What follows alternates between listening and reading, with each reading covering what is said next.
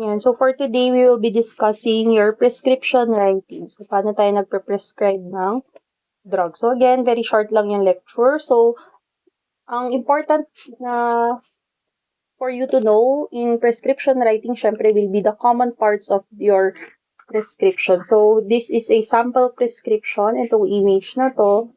So, syempre, you have the patient's full name. Yan, dito yung patient's full name. Usually, merong age dyan. And syempre, very important pa rin yung address ng patient. Lalo kung nagpe-prescribe tayo ng mga regulated na drugs. So, you also need your patient's age and weight or weight for children younger than 12 years old. So, very important ang age and weight for children younger than 12 years old since yung mga drugs natin na prescribe, lalo for your antibiotics, kailangan natin ng computation based on the patient's age and patient's weight. So, very important yan for pediatric patients. Siyempre, dito sa prescription pad nyo, nandyan yung name ninyo. So, the doctor's name, yung specialization ninyo, and syempre yung address ng clinics ninyo, and yung telephone number ninyo. Yan. So, syempre yung date. Date is very important para makita yung validity ng prescription pad. So, some of the pharmacists, hindi nila tinatanggap yung mga prescription pads natin if wala yung proper na dates natin. Lalo pag antibiotics yan. So, kailangan yung dates for your prescription is yung latest na date para tanggapin siya ng pharmacy. And syempre, you have your RX. Yan, yung RX na nakikita nyo sa prescription pad. Ang ibig sabihin yan will be your superscription. So, superscription. And RX comes from the abbreviation of the Latin word recipe, meaning take, go. Yan. So, dito naman tayo sa mismong gitna ng prescription. Syempre, you have your inscription. So, for the inscription, itong nakabox ng red, that provides the specific information about the drug preparation. So, usually, nandyan yung name ng drug, the generic name and the brand name, the unit and dosage of the drug. So, it's in milligrams or ml. And syempre, the dosage form. So, nakalagay din dyan if in tablet form, suspension, or sprinkles. So, if the prescription is for a liquid preparation, the individual unit of dosage is usually contained in a teaspoonful or 5 ml. So, example, you have your amoxicillin, 125 mg per 5 ml suspension, or ito, 250 mg per 5 ml suspension. So, dapat syempre familiar kayo sa mga preparations ng mga drugs natin, lalo for your antibiotics. Kasi, di ba, syempre, yan yung madalas na prescribe ninyo. So, your inscription is also called the body of the prescription and provides the names and quantities of the chief ingredient of the prescription. Also, in your inscription, you will find the dosage form, yan, if tablet, suspension, capsule, or in syrup form. So, for the subscription naman, so after the inscription, you have your subscription. So, for the subscription is the prescriber's direction to the pharmacist regarding fulfilling the inscription. So, pag sinabing subscription, it is your direction to the pharmacist regarding the preparation of the particular drug that you prescribe. So, for example, dito sa picture na to, you have here, reconstitute with water to make 60 ml suspension. So, yan yung direction nyo to the pharmacist. Kasi yung pharmacist yung magpre-prepare nung suspension nyo, lalo for your antibiotics. So, your subscription gives the specific directions for the pharmacist on how to compound the medication. So, these directions to the pharmacist are usually expressed in contracted Latin or may consist of short sentences such as make a solution, mix and place into 10 capsules. And example dito is yung reconstitute with water. Yan. So, for the signatura naman, you have here yung sig na nakasulat. So, it gives the instruction to the patient on how much, when, and how long the drug is to be taken. So, these instructions are preceded by the symbol S or sig. So, yan, sinsulat natin yan sa prescription, sig.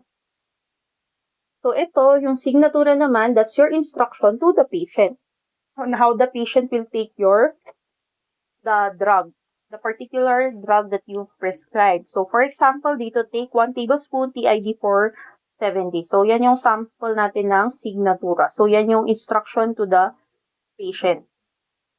So, for the prescriber signature, very important yan for the pharmacist to be able to determine if the prescription is valid. So, kung yung doktor ba talaga yung nag-prescribe ng prescription. And syempre, another one na important here is yung ating license number and PTR number. So, very important yan. So, license number, syempre yun yung manggagaling sa PRC license ninyo.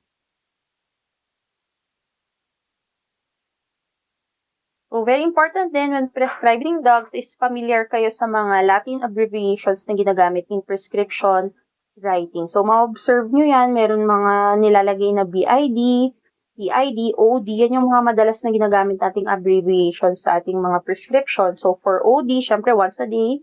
BID, twice a day. PID, thrice a day. And QID, 4 times a day. So, very important na i-familiarize nyo yung selves nyo sa mga common na abbreviations natin. Like ito din, PRN, so as needed, yung mga yan. Pero syempre, when you're prescribing drugs, mas maganda pa rin na ang nilalagay nyo sa SIG is yung whole words para maintindihan siya ng patient nyo, para madali nilang ma-follow yung proper way ng pag-take ng medicines natin. Kasi pag ginamitan nyo sila ng abbreviations, ang makakaintindi lang nun is yung kapwa nyo doctors. But for the patient, hindi nila yan naiintindihan. So, sample prescription, ito. Yan, you have your patient's information. Sabi natin, you will put the patient's full name, the address, patient's age, the sex of the patient, and syempre yung date para sa validity ng prescription. And for pediatric patients, dapat nakalagay dyan yung age, and syempre yung weight ng patient for computation of your drugs. So, ito yung superscription, your RX, and inscription, ayan yung name ng drug. You have your generic name and your brand name. And for the subscription, yan na yung instruction to the pharmacist. So, nakalagay dyan yung number ng capsules na i-dispense ng pharmacist sa patient. So, for the SIG, yan yung signatura is your instruction to the patient. So, the patient will take 1 capsule 3 times a day for 7 days. So, yan yung instruction ninyo. Siyempre, nandiyan yung physician signature and siyempre yung mga license number na.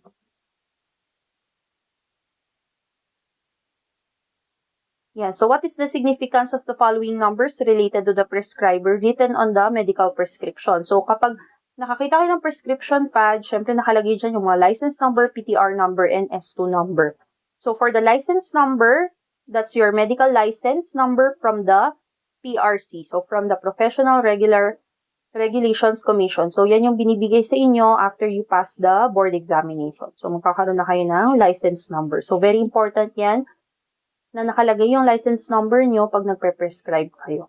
So, for the PTR number naman, your Professional Tax Receipt number, it is issued by the government, specifically the Bureau of Internal Revenues for the physician or doctor to legally practice his profession. So, yan yung PTR number. And for your S2 number, so S2 number, this is your S2 license solely given to any authoritative person who is acknowledged by the law that can prescribe dangerous drugs. So, yung importance ng S2 license is para ma-determine if you are allowed to prescribe dangerous drugs. So, ang S2 license, hindi yan automatic na nabibigay sa atin. Ina-apply natin yung S2 license. So, merong mga doctors or physicians or dentists na hindi nag-apply ng S2 license. But for those na may specializations that require dangerous drugs, kailangan nila mag-apply ng S2 license. Yeah. So, however, not all doctors are allowed to order regulated drugs. Kasi kailangan meron kang S2 license and you should be registered in the PDEA and must obtain an S2 license ID number. Kasi pag nakakuha na kayo ng S2 license, mabibigyan na rin kayo ng yellow prescription pad. Kasi for dangerous drugs, nakalagay siya sa yellow prescription pads. Yan. Your yellow prescription is a specialized prescription paper that can only be used in prescribing regulated drugs and only be used by a PDEA registered doctor. So, very important yan. So, nowadays, the validity of your S2 license is the same with the validity of your PRC. So, 3 years ang validity niya. So, after 3 years, kailangan mag-renew na kayo ng license. Yan. So, for the generics law and other laws pertinent to drug therapy, syempre yung important lang na laws dito sa Philippines, you have your generic law of 1988. So, generic law of 1988 is your RA 6675. So, this is an act to promote, require, and ensure the production of an adequate supply, distribution, use, and acceptance of drugs and medicines identified by their generic names. Kaya very important when prescribing drugs, ang ilalagay nyo is their generic names, not the brand name. So, kung maglalagay man kayo ng brand names, dapat nandun pa rin yung generic names.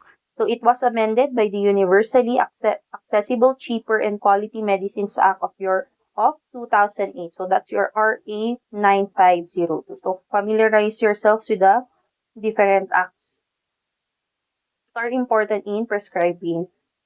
So, for the history yan, prior to the implementation of this law, there was rampant misbranding and mislabeling of drugs. Kaya tayo nagkaroon ng generics law in order for you to prescribe drugs using the generic name instead of their brand names.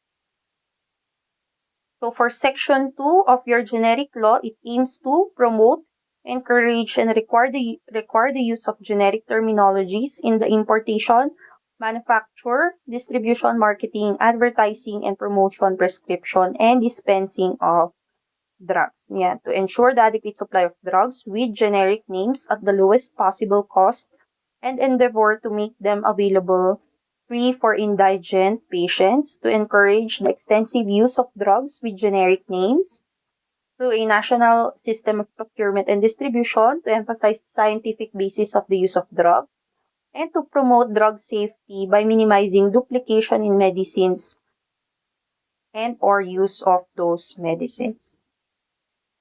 So for the generic name or generic terminology, this is the identification of drugs and medications based on their scientific and internationally recognized active ingredient. So, ang basis ng generic name will be the active ingredient of the drug.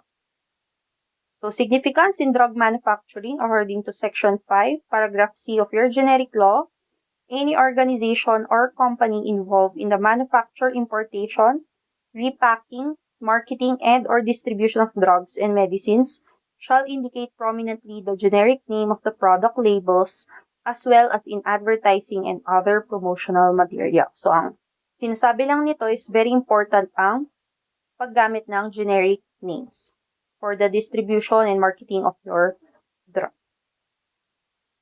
Yan. For Section 7 naman, this is provisions of the quality, manufacturer's identity, and responsibility. So, in order to assure responsibility of drug quality in all instances, the label of drugs and medicines shall have the following. So, the name and country of the manufacturer, the date of the manufacturer, and the expiration date. The quality of such generically labeled drugs and medicines shall be duly certified by the DOE. Yan. So, yung mga ibang sections dito, syempre, familiarize yourselves na lang sa content ng ating generics law. Yan. So, for the significance in drug prescribing and dispensing naman, the generic law allows the brand name to be written provided it comes after the generic name of the drug. So, for example, itong prescription pad na to. So, you have here your generic name, which is clindamycin, and you have here the brand name, which is dalacin C. So, pwede kayo maglagay ng brand names provided that it will follow the generic name. So, generic name muna bago yung brand name, and that the brand name should be written inside a parenthesis.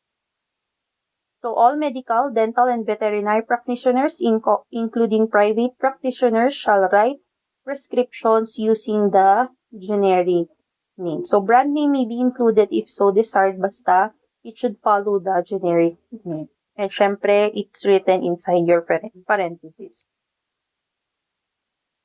So for the generic name, this is the official name of the drug. So it is a short name given to a drug that is not subject to propriety rights. It should always be concise and meaningful. And it is usually decided by the WHO. And syempre, in the Philippines, it is decided by your BFAD and your FD. Yan. For the brand name, this is the proprietary or trademark name. So this is the name given to a drug by the pharmaceutical firm selling the drug. So this is developed by the company requesting for approval of the drug, and it identifies it as exclusive property of the company. Yan. Kaya siya proprietary or trademark name. Ang nagbigay ng name is the pharmaceutical firm that produced and sells the drug. Yan, example. So, for chemical name ng drug, syempre yung chemical composition ng drug. For the generic name, so yung active ingredient is your paracetamol. And for the brand name, you have Panadol, Biogesic, and Calpol. So, for your Section 6A and 6B naman of the generic law, so for Section 6A, it states that all government health agencies and their personnel as well as other government agencies shall use generic terminology or generic names in all transactions related to purchasing, prescribing, dispensing, and administering of drugs and medicines. So, for Section B naman, all medical, dental, and veterinary practitioners, including private practitioners, shall write prescriptions using the generic name. So, ang importance ng Section A and B is that we use the generic names whenever you are prescribing drugs.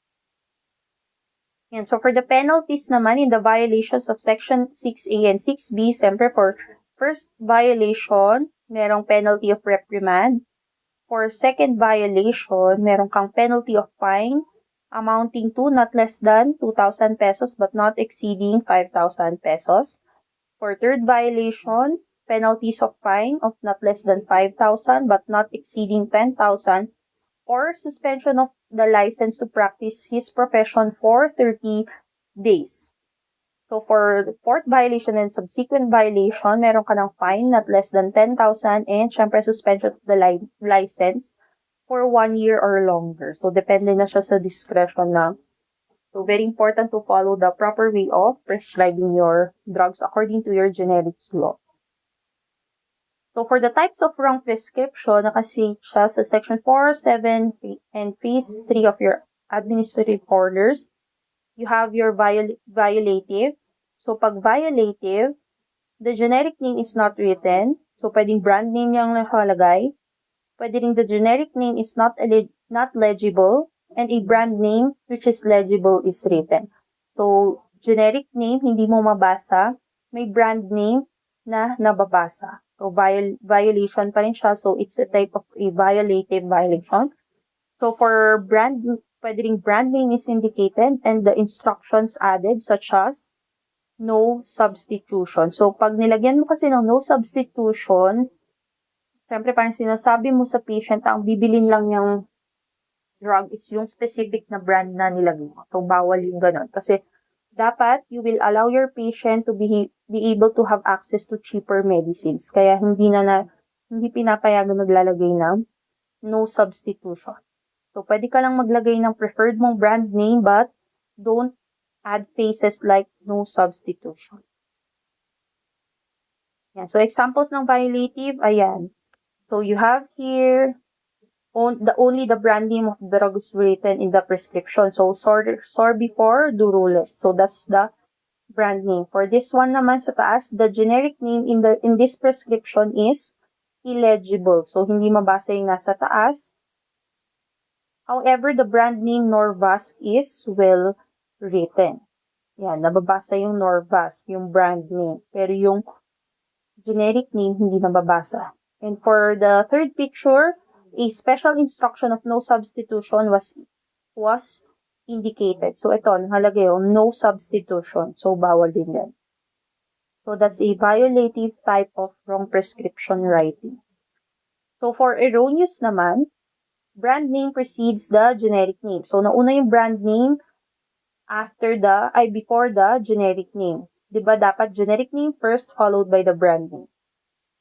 Tapos pwede rin the generic name is the one written in the parenthesis. So, wrong din yun. Dapat yung brand name yung nakalagay sa parenthesis after the generic name. So, meron ding brand name is not in the parenthesis. So, nakalagay nga siya after the generic name pero walang parenthesis. So, wrong prescription writing pa rin yun. And you have here more than one drug product is prescribed in one prescription form. So, dapat one drug, one prescription form. Pero sometimes sa setting natin sa Philippines, syempre nagtitipid sa paper, lalo sa government institution, minsan gumagamit tayo ng 2 drugs per prescription pad na maliit. And meron na rin mga prescription pads na mahahaba na pwedeng maglagay ng up to 5 drugs. Pero syempre, according to the generics law, dapat one drug, one prescription form. So, yellow prescription or dangerous drugs should still follow a one drug per prescription writing. When it comes to yellow prescription or dangerous drugs, strict na fino-follow yung one drug per prescription writing. And usually for dangerous drugs, 3 copies yan.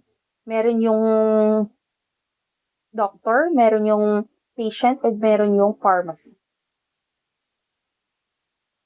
Yan. So, examples sa erroneous, you have here yung Captogen is the brand name, not enclosed in a parenthesis of the ACE inhibitor Captopril. So, nakalagay nga yung Captopril, the generic name, pero yung Captogen na brand name, walang parenthesis. So, that's an erroneous type of wrong prescription writing. And the other one, ito, the generic name paracetamol is the one enclosed in a parenthesis and was preceded by the brand name Biogesic. So, ito wrong kasi nauna yung Biogesic after the paracetamol. Yung paracetamol yung nakalagay sa parenthesis. So, erroneous type of wrong prescription. And the brand name, Hemox, was written first instead of its generic name, amoxicillin. So, wrong. Yan. For impossible naman, only the generic name is written but it is not legible. So, hindi nababasa. Generic name does not correspond to the brand name. So, mali yung nakalagay na brand name. The generic and the brand names are not legible. So, both generic and brand names, hindi nababasa. So, the drug product prescribed is not registered with the Bureau of Food and Drugs. So, mga illegal na drugs. So, that's impossible type of wrong prescription writing. So, example, ito, the brand name Diamicron MR does not correspond with the generic name Metformin. So, Metformin yung nakasulat, Diamicron yung nakalagay na brand name. So, hindi sila tugma since ang Diamicron is a brand name for your drug, Gliclazide. So, pang-control to ng sugar. Next, the drug is not FDA approved. For example, itong misoprostol. If familiar kayo sa Cytotec na brand, so Cytotec na brand, ginagamit yan pang-abort. So, hindi na yan approved ng FDA. So, nakaban na yan na ginagamit dito sa Philippines. So, that's your misoprostol. Misoprostol is the generic name. Cytotec is the brand name. So, impossible yan. And next, last, ito, the drug written in this prescription is illegible. So, hindi mo na siya mabasa kung ano yung drug na yan. For the Philippine National Drug Formulary naman, this is the integral component of your Philippine National Drug Policy. So, ang objective naman nito, ng law na to is making available and accessible essential medicines of proven efficacy, safety, and quality at an affordable cost. So, it's formulation by the DOH through the NFC, formerly called the National Drug Committee. So, sa latest edition ng PNDF, meron tayong 627 na medicines. Yan. So, for the Dangerous Drugs Act of 1972 naman, or your RA 6425, you have your prohibited drugs. Pag sinabing prohibited drugs, you have your opium and its active components and derivatives like heroin and morphine. You have your coca leaf and its derivatives, so yung cocaine. You have your alpha and beta-eucaine, hallucinogenic drugs, your Indian hemp and its derivatives, all preparations made from any of the following drugs, and other drugs, whether natural or synthetic, with the psychological effects of a narcotic drug. So, pag mapapansin nyo, yan yung mga drugs that are capable of developing dependency or yung mga nakaka-addict na drugs.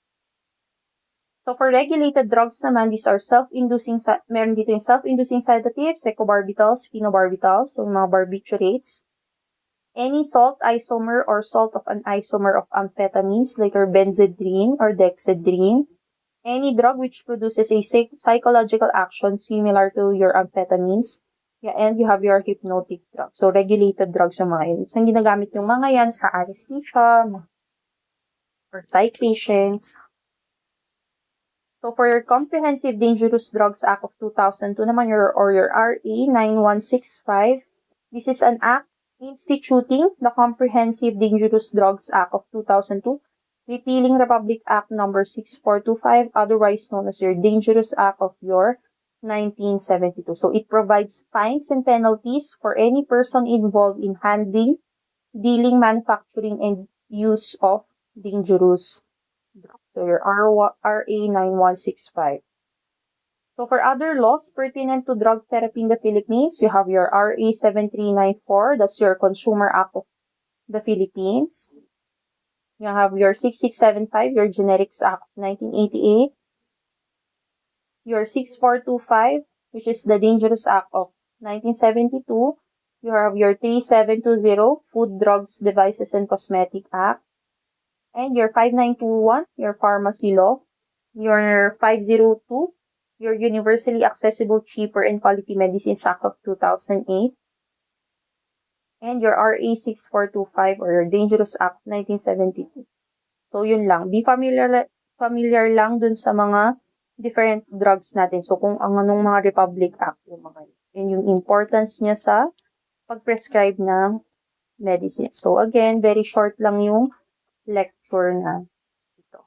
So, if you don't have any questions, it ends up our discussion in prescription writing and